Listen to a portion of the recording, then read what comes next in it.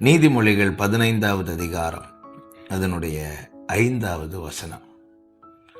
மூடன் தன் தகப்பன் புத்தியை அலட்சியம் பண்ணுகிறான், கடிந்து கொள்ளுதலை கவனித்து நடக்கிறவனோ விவேகி. கடிந்து கொள்ளுதலை கவனித்து நடக்கிறவன் விவேகி. கர்த்தருடைய பரிசுத்த நாமம் மகிமைப்படுவதாக. வேத வாக்கியங்கள் தேவ ஆவியானவரால் அருளப்பட்டிருக்கிறது என்று 2 தீமோத்தேயு 3வது அதிகாரம் 16-17 வசனங்களில் பார்க்கிறோம். எதற்காக அருளப்பட்டிருக்கிறது என்று அதில் கொடுக்கப்பட்டிருக்கிறது.